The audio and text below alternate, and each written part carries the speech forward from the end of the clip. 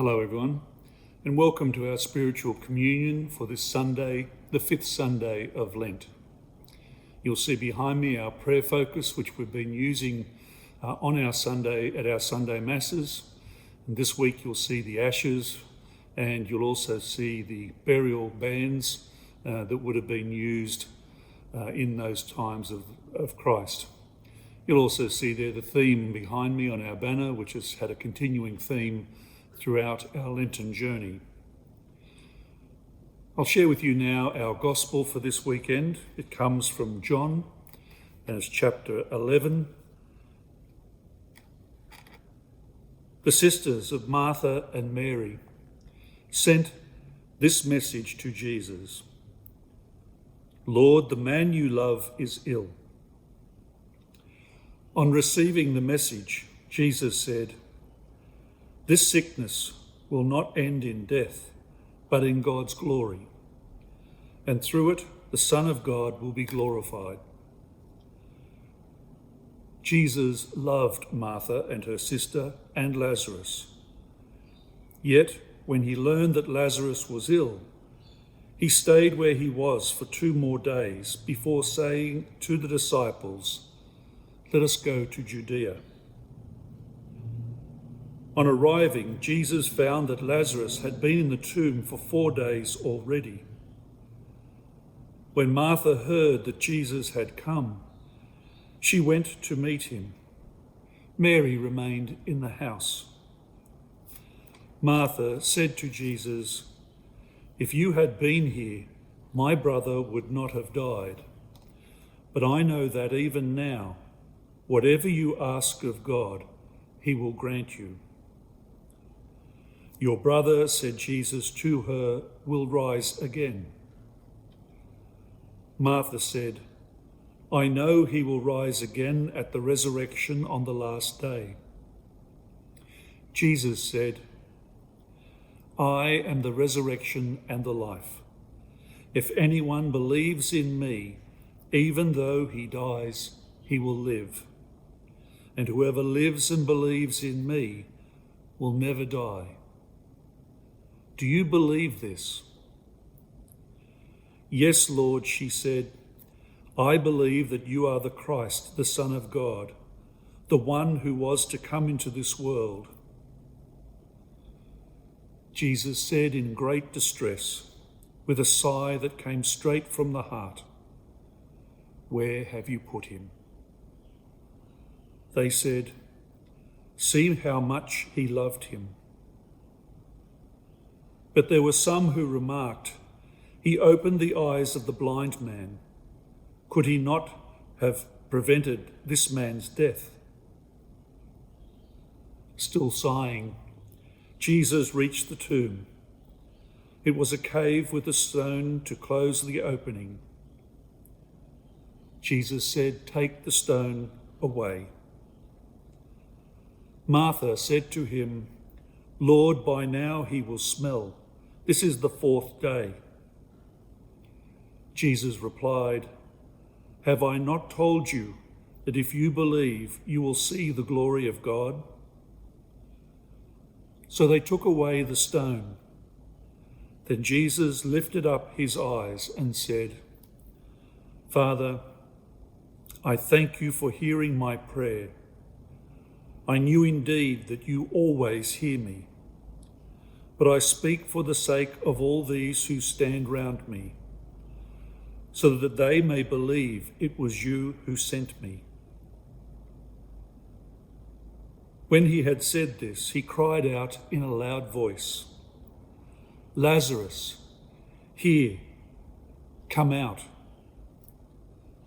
The dead man came out, his feet and hands bound with the bands of stuff and a cloth round his face. Jesus said to them, "Unbind him, let him go free."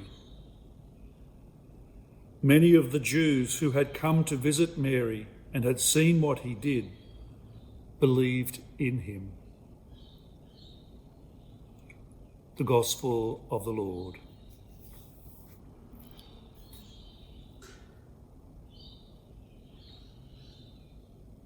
This gospel passage for me has been one of the most moving gospels because we see Jesus, the Son of God, crying at the tomb of Lazarus.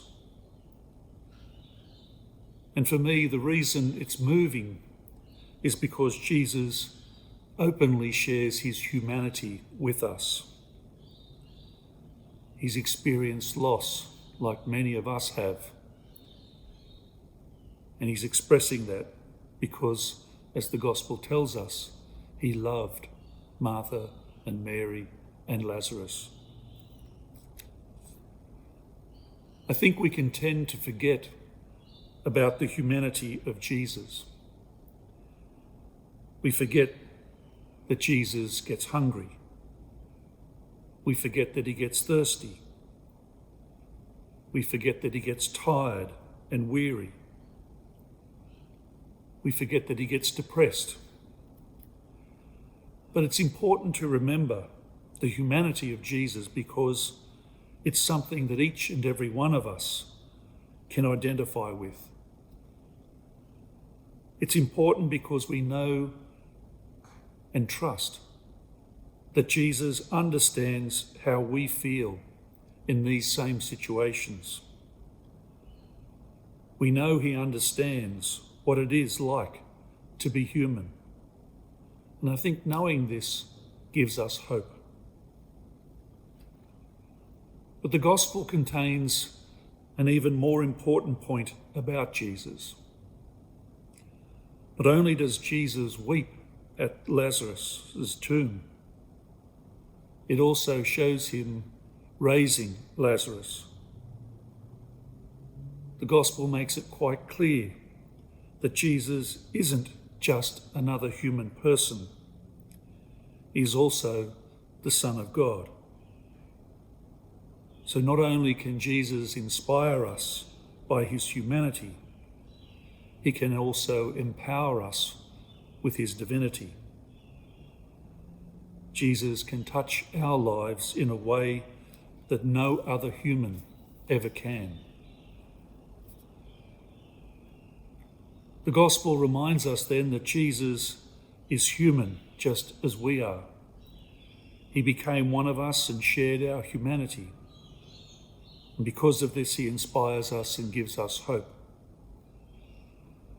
But the gospel also reminds us that Jesus is also the Son of God, that he can help us in a way that no one else can. He can raise us to new life, just as he raised Lazarus. In these times, I'd like to just reiterate two of the messages that Jesus gives in the gospel. Lord, the man you love is ill.